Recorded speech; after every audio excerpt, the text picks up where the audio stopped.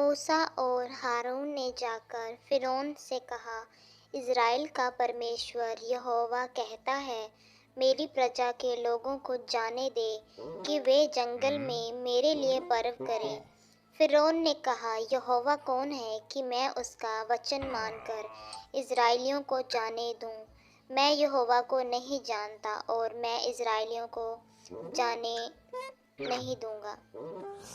उन्होंने कहा, इब्रियों के परमेश्वर ने हमसे भेंट की है, इसलिए हमें जंगल में 3 दिन के मार्ग पर जाने दे कि अपने परमेश्वर यहोवा के लिए बलिदान करें। ऐसा न हो कि वह हम में मरी फैलाए या तलवार चलवाए। फिर यहोवा ने मूसा से कहा, हारून से कह कि अपनी लाठी लेकर मिस्र देश में जितना जल है अर्थात उसकी नदियों, नहरें, झीलें और पोखरें सब के ऊपर अपना हाथ बढ़ा कि उनका जल लहू बन जाए और सारे मिस्र देश में काठ और पत्थर दोनों भांति के जल पात्रों में लहू ही लहू हो जाएगा। और नदी से दुर्गंध आने लगी और मिस्री लोग नदी का पानी पी न सके और सारे मिस्र देश में लहू हो गया। तब हारून ने मिस्र के जलाशयों के ऊपर अपना हाथ बढ़ाया और मेंढकों ने मिस्र देश पर चढ़कर उसे छा लिया। हर तरफ मेंढक थे। परंतु जब फ़िरौन ने देखा कि अब आराम मिला है, तब यहोवा के कहने के अनुसार उसने फिर अपने मन को कठोर किया और उनकी न सुनी।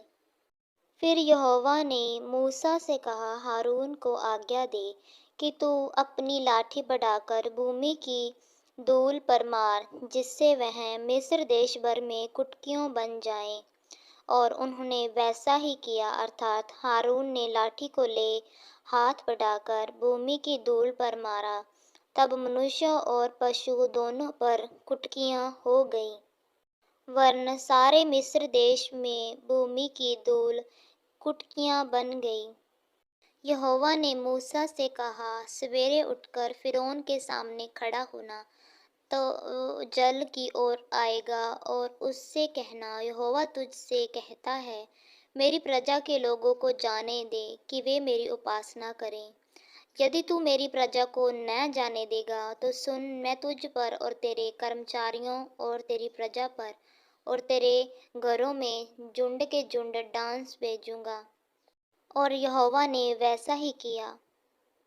सारे मिस्र देश में डांसों के झुंड भर गए। यहोवा ने मूसा से कहा, फ़िरौन के पास जाकर कह, इब्रियों का परमेश्वर यहोवा तुझसे इस प्रकार कहता है, मेरी प्रजा के लोगों को जाने दे कि वे मेरी उपासना करें।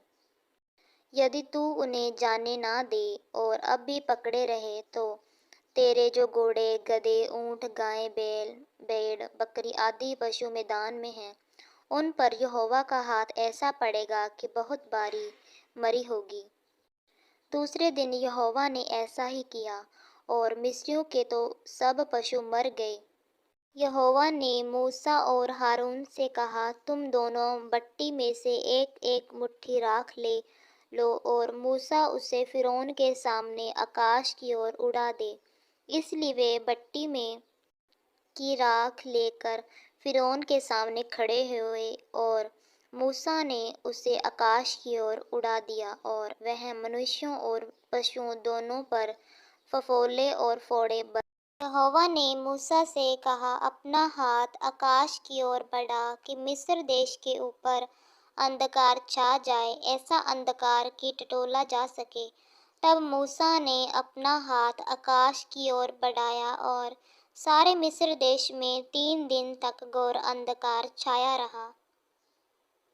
फिर मूसा ने कहा, यहोवा इस प्रकार कहता है, आधी रात के लगभग मैं मिस्र देश के बीच में होकर चलूँगा।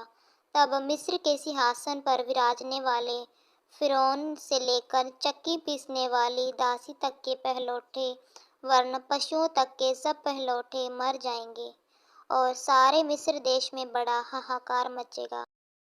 यहोवा ने मिस्र देश में मूसा और हारून से कहा, इज़राइल की सारी मंडली से इस प्रकार कहो, इस महीने के 10वें दिन को तुम अपने अपने पितरों के घराने के अनुसार घराने पीछे एक एक मेमना ले रखो। तुम्हारा मेमना निर्दोष और 1 वर्ष का नर हो, और उसे चाहे भेड़ों में से लेना चाहे बकरियों में से। इस महीने के 14वें दिन तक उसे रख छोड़ना, और उस दिन गोधूलि के समय इज़राइल की सारी मंडली के लोग उसे बलि करें।